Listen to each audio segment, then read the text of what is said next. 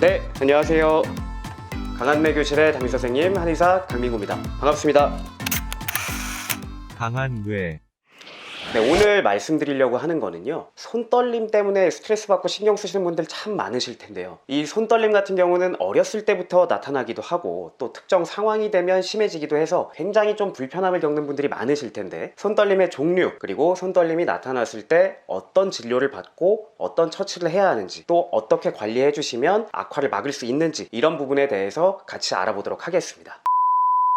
손떨림은요, 크게 세 가지로 나눌 수가 있습니다. 안정시 떨림, 운동 떨림, 그리고 의도 떨림, 이렇게 세 가지로 나눌 수가 있는데요. 안정시 떨림이라고 하는 것은 가만히 있을 때, 특히 이 손을 무릎이나 팔걸이 같이 안정적인 상태로 걸어 놓고 안정된 상태임에도 불구하고 손을 이렇게 떨거나 아니면 이렇게 움직이시는, 흔들리는 이런 증상이 나타나는 것을 이제 안정시 떨림이라고 합니다. 가장 많이 보이는 것이 파킨슨병에서 많이 보이고요. 그렇기 때문에 5, 60대 이상의 고령분들에게서 가만히 있는데 편안한 자세로 안정되게 있음에도 불구하고 떨림이 나타난다면 파킨슨병을 먼저 의심해 볼 필요가 있겠고요. 물론 특별한 원인 없이 나타나는 본태성 떨림이 심해진 경우에도 안정시 떨림, 정지 떨림이 나타나기도 합니다. 이 안정시 떨림은 가장 먼저 나타나는 것이 이제 손으로 나타나는 경우가 가장 많고요. 이게 심해질 경우에는 머리 떨림이나 몸통 떨림, 다리 떨림으로 나타날 수도 있습니다. 그리고 전형적인 안정시 떨림이라면 가만히 있을 때는 떨리지만 움직이면 떨림이 사라지는 경우가 많으니까요. 혹시 안정시 떨림이 있고 연세가 중년, 고령 이상이시라면 파킨슨병을 의심해 봐야 한다는 점 꼭 기억해 주시면 좋겠습니다.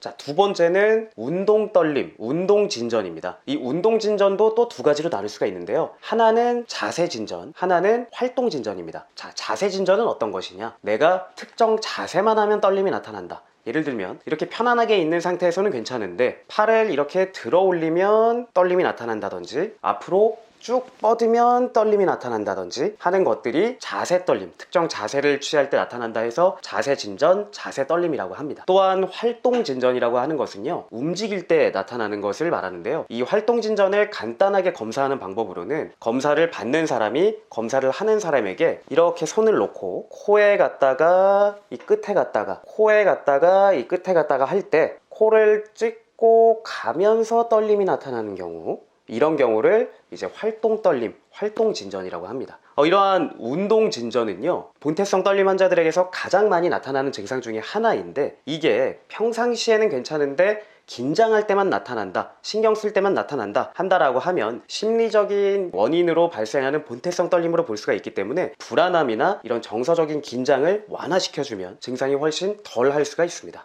자, 의도 진전은요, 내가 목표하고자 하는 곳에 가까이 다가갔을 때 떨리는 걸 말합니다. 즉, 자, 내 코를 갖다가 이쪽 손에 가는데 손에 가까이 왔을 때 떨립니다. 이걸 맞추려고 할 때. 그래서 이걸 조금 더 자세히 보려면 검사를 받는 사람이 코에 갔다가 검사를 하는 사람의 손가락으로 갈 때 이 손가락을 이동하면 이걸 쫓아가면서 떨림이 심해집니다. 이런 경우를 이제 우리가 의도 진전, 의도 떨림이라고 하고요. 이 의도 떨림이 심해지신 분들은 코를 찍고 이쪽 가까이에 갔을 때 떨리는 것뿐만이 아니라 손을 대고 있는 상태에서도 떨림이 나타날 수 있습니다.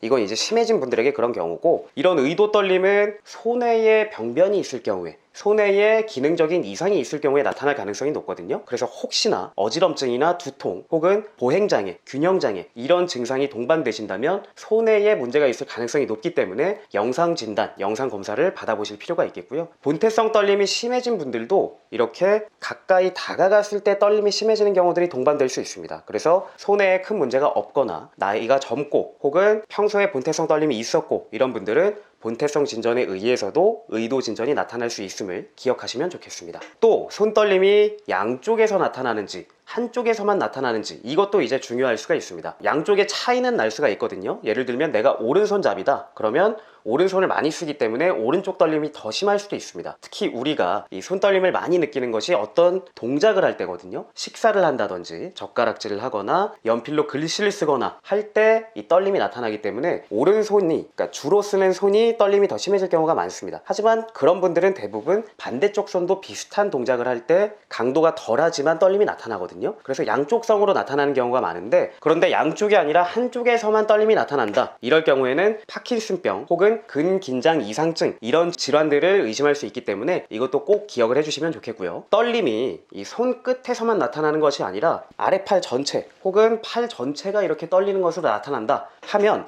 근긴장 이상증이나 혹은 다른 근육 혹은 근신경 접합부와 관련된 문제가 있을 수도 있기 때문에 이러한 부분도 꼭 기억을 해주시면 좋겠습니다.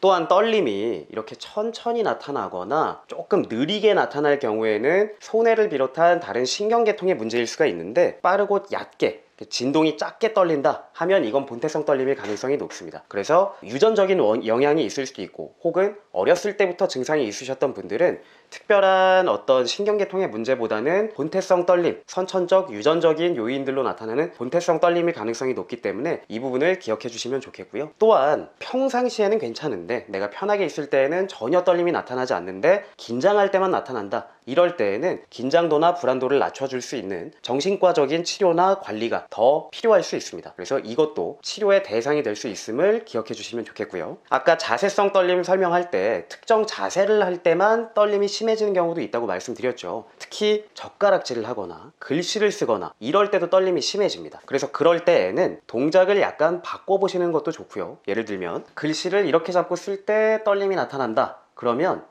자세를 조금 바꿔보셔도 좋습니다. 이렇게 손가락을 바꿔서 세 번째, 네 번째 사이로 바꿔서 하셔도 좋고, 이건 조금 불편할 수 있으니까 손가락을 잡을 때 힘을 빼거나 혹은 팔목, 아랫팔을 완전히 책상에 밀착시킨 상태에서 쓰시거나, 이런 동작을, 자세를 조금만 바꿔도 떨림이 달라질 수 있거든요. 그래서 내가 어떨 때 떨림이 심해지는지를 보시면 좋습니다. 예를 들면 이렇게 가만히 있을 때에도 떨림이 나타나는데 손가락을 하나만 올렸을 때 떨림이 심해진다든지, 이렇게 올렸을 때 심해진다든지, 누운 상태에서는 떨림이 없어진다든지, 이런 떨림과 관련된 자세한 상황에서 내가 어떨 때 심해지는지를 느껴보시고 떨림이 덜 느껴지는 동작을 평상시에 활용하실 수 있게끔 연습을 하시는 것도 도움이 될 수 있고요. 또 손떨림이 있는 분들은 보통 윗팔을 이렇게 했을 때 보면 팔꿈치 바로 아래쪽으로 근육이 올라와 있는 게 보이실 겁니다.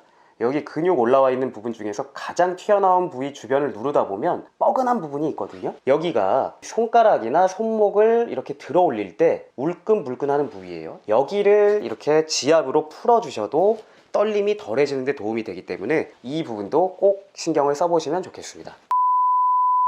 특정 질환에 의해서 나타나는 떨림과는 달리 본태성 떨림 같은 경우는 평상시의 생활 습관 그리고 컨디션에 따라 떨림이 충분히 덜해질 수 있습니다. 그렇기 때문에 아까 말씀드린 것처럼 동작을 바꿔보시거나 혹은 이 근복부를 마사지 해주시고 또 목이나 어깨를 스트레칭 해주시는 것도 도움이 될 수 있거든요. 이런 관리법들을 통해서 떨림을 덜하게 해보시면 좋겠고, 또한 떨림이 심하게 나타난다면 한의원에서의 이 진료를 통해서도 도움을 받아보실 수 있기 때문에 이 부분도 꼭 기억하셨다가 참고하셨으면 좋겠습니다. 네, 지금까지 강한뇌교실의 한의사 강민구였습니다. 감사합니다.